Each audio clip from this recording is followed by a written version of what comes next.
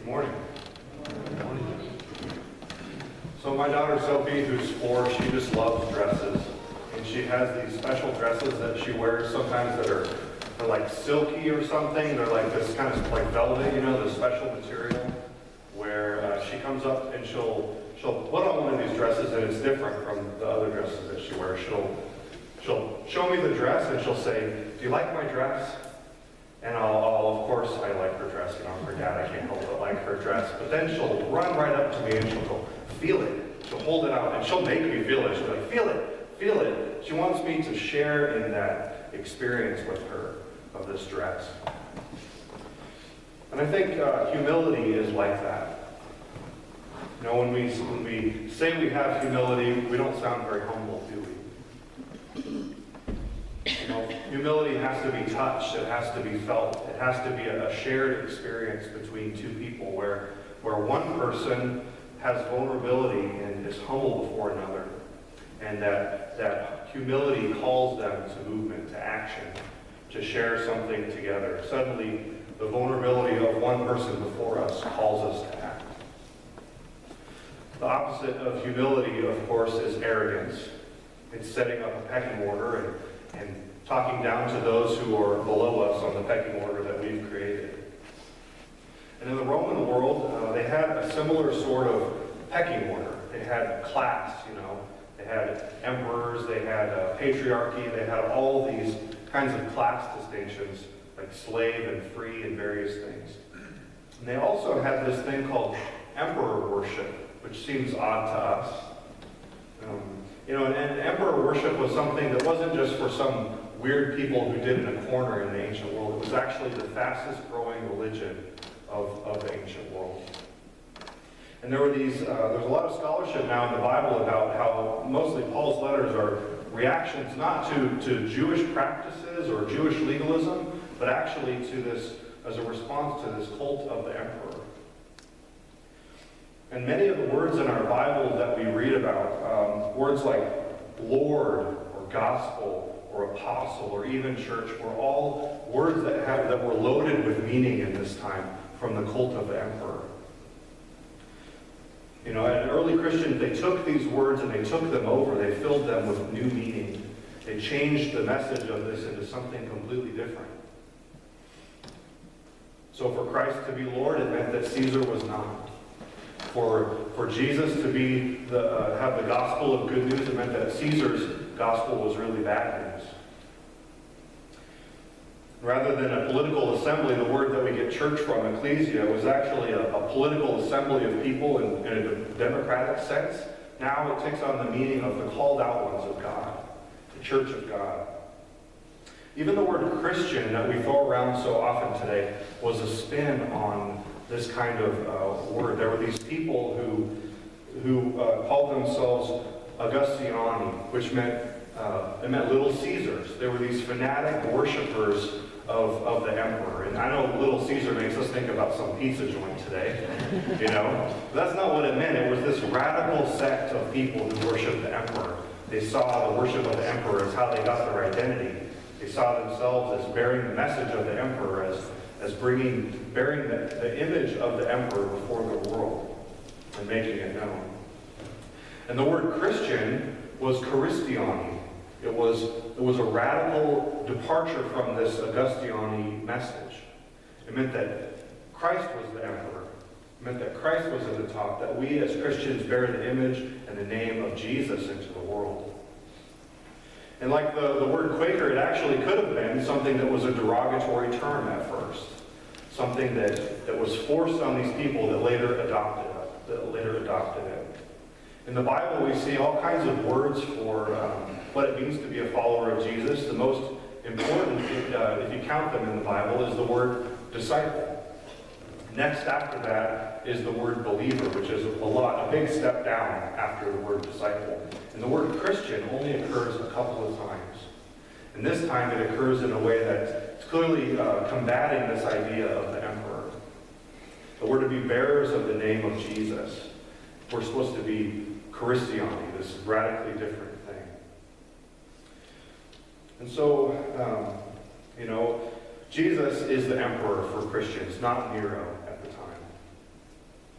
And a Christian is to be a name bearer. Rather than to be little Caesars, we're supposed to be little Christs. That's really the point of what Peter's saying. And to be a little Christ does not come with the baggage and the prestige, really, of being a little Caesar. You know, it's actually a radical call to humility. It's a call to die to ourselves, not lavish in luxury.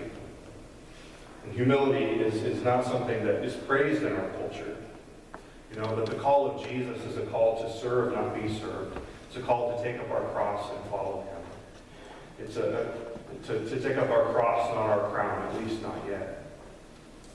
So humility isn't praised in our culture. Our culture teaches us that people are to be aggressive, to distinguish themselves, to set themselves apart from the pack. Our culture itself teaches competition and rivalry. It's a cutthroat world that we live in. At Vermeer Leadership Institute, there was a speaker named Chap Clark who, I don't know if Scott Bill knows who that is, but he wrote a youth worker book called Hurt 2.0. And he was speaking out of his experience with all the research that went into that book, and he was talking about how our culture is so individualistic and so competitive.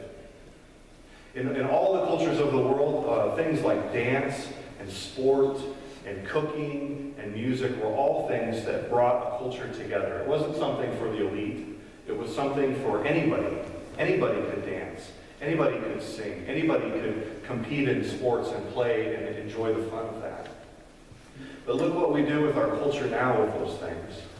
Just like in the ancient Roman world, we make them all a competition.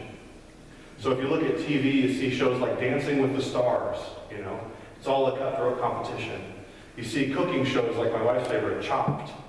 You know, you see, gosh, what is that singing show? American Idol. You know, that's what we do. We put people on and we belittle and mock them. Tell them they can't really sing. We've made all these cultural things that draw us together another way that we can set ourselves apart. And I think that a lot of our young people experience that. You know, they experience rejection and pain in ways that they shouldn't, because it should be a way to include them into our culture and to pass on our cultural values to them and the beauty of our heritage as Americans. One of the main points was that we've taken all these things and we've made them competitions. And so there's really no place for our young people to find freedom and the joy of these things. It's all just another way that they can experience pain and humility and suffering. And so, to illustrate this, he showed us the picture of the very first Little League team that ever existed in America. And absent from that picture, you wouldn't see the coach in that picture. You just see a bunch of goofball kids with a big old smile on their face. You know, they didn't keep score. It didn't turn into this ugly thing where parents would be yelling at their children to do. They would look at their kids as a reflection of themselves in this big competition. And if their kids weren't competing well enough, they'd get alienated, yelled at, and screamed at. And so, how do we evaluate ourselves? Do we get our identity from Christ, or do we get it from these competitions that we find ourselves in? And I think we do this in church. We make everything a competition, whether we admit it or not. Dressing up can be a competition. Church music can be a competition. One of the comments from our World Cafe had to do with music. Why are we so hung up on church music? Why is it that we can't just enjoy the music, the variety of music that we have in church? But rather we make it one more way that we can grumble and bicker and divide ourselves. Has church music become something like Chap Clark talked about with baseball for us? We're more interested in evaluating each other's performances as musicians than in passing on a heritage to our young people or letting them find their own way in making new music with us. So it takes humility to bring others along. It takes humility to let go of that competitive view and to take on the humble clothing of Christ. To take on an empowering view that raises up people and lets them find their way. Competition focuses on tearing everyone else down so that we can stand at the top. But humility means tearing ourselves down so that we can share the top with others. You've probably heard of the story of the Emperor's New Clothes. It's a great children's story, and it highlights the foolishness of daring others to disagree with us and using our power to twist the reality of someone else into the message that we want to hear. It really reveals the danger of lacking in humility. And Christ calls us to take on the clothing of humility, a clothing that leads us to vulnerability. Like the Emperor's New Clothes in the story, we're still shown in our vulnerability. We're still naked, really, before other people, in a sense. But unlike the Emperor's New Clothes story, the clothes that we find ourselves in are the clothes of righteousness, the clothes that lead us to humility. And it takes courage to listen to the voice of the marginalized and not use our power just to run people over and make them say what it is that we want them to say, or sing what it is that we want them to sing, or do exactly the things that we would do. It takes humility to take the voice of the marginalized seriously. And rather than defining them according to our preferences, our desires, and our wants, the call to humility is letting ourselves be redefined by them, by the outsider, by the few, by the marginal. We make room for ourselves to be shaped and stretched and changed by our experience with another. Changed for their sake, not trying to change them for our own. And I think the tension of worship music for us really reveals a surprising lack of humility for our congregation. That we would grumble so much about music, either way you look at it. It shows us that we have a lot of work to do in clothing ourselves with the humility of Christ.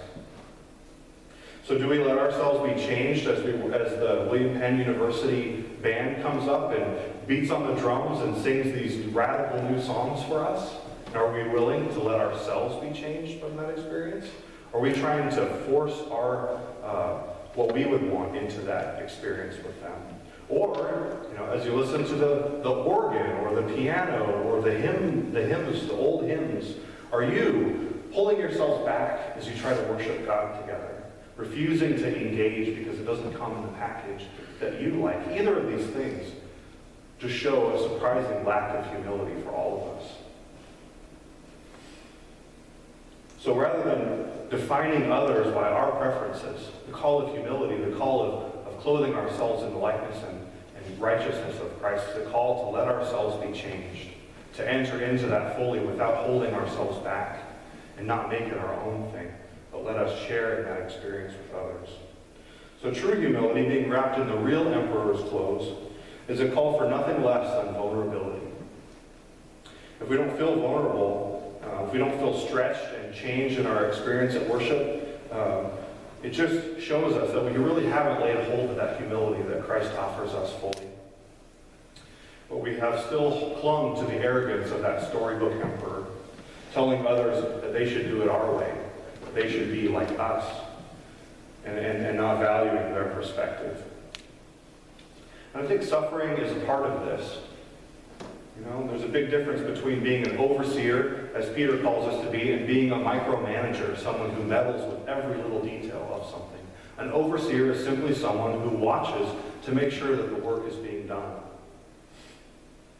It's not about making sure that the work of the church is done rather than changing it so it's everything that you want it to be, or every way that you would do it, so that in the end you're actually pulling all the strings and making all the decisions and not really empowering another person to find their own way. That's why Peter had to write so many words to the older generation about lording it over the younger generation, because that's a valid concern. That's something that's easy, that can happen easily in any church in America, even ours.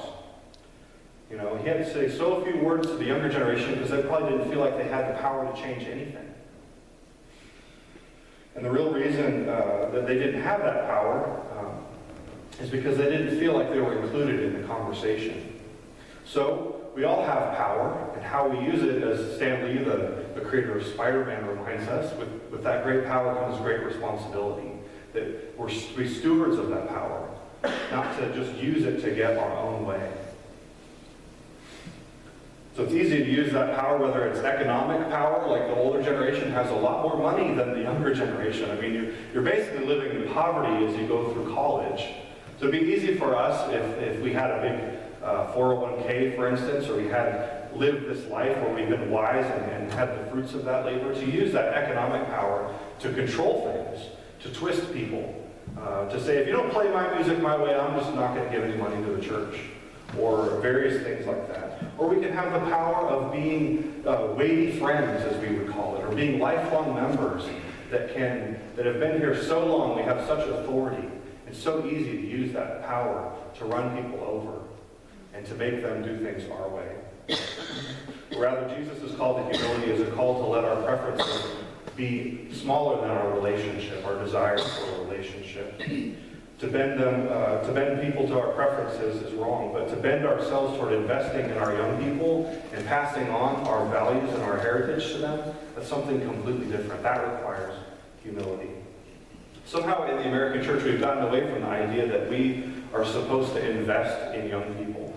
That we, as people who've been following Jesus longer, should be in a relationship and investing in the spiritual lives of people. We've gotten away from the idea that we're supposed to take a hand in that maturity and raising up people in spiritual ways. And we have this consumeristic mindset, that has everything to do with preferences.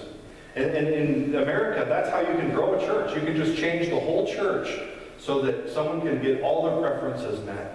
Rather than be in a relationship that would require us to be humble or to change, we can just have two different services, say, and have the young people get their way and the old people get their way. And I think that's a real step in the wrong direction. And it's a real step away from humility that Christ calls us to. It's a step in just getting our own way. Rather than clothing ourselves with the humility of Christ, we're just wearing the clothes that we already have, and we just don't feel like we have to make excuses anymore. So when I get up to help my daughter get dressed, if I'm standing before a closet of all these dresses that she has, it doesn't really matter that much to me. These dresses don't matter at all. They're just different options. But when she chooses one and decides to put it on for that day, then it matters. However long for the day, it matters. And I just gotta wonder, why can't church music be like that? Why can't it be more about our relationship with the people who are making the music? Or even the one who we're making the music for, rather than what exact option is exercised that day? As Peter reminds us, the chief shepherd appears and will receive the crown of glory, and it will never fade away. But that's only for the people who are willing to take the role of shepherd, who are willing to get involved in making sure that people that fellow shepherds are raised up, and that the great shepherd is the one that is whose work is being done, not just making everything about our preferences. So we're not supposed to be a bunch of passive consumers, what I'm trying to say is we're supposed to get involved in the lives of our young people. We're supposed to help them grow in the use of their gifts. So humility doesn't mean a whole lot if you don't care about the person who's wearing those new clothes that Jesus calls us to wear.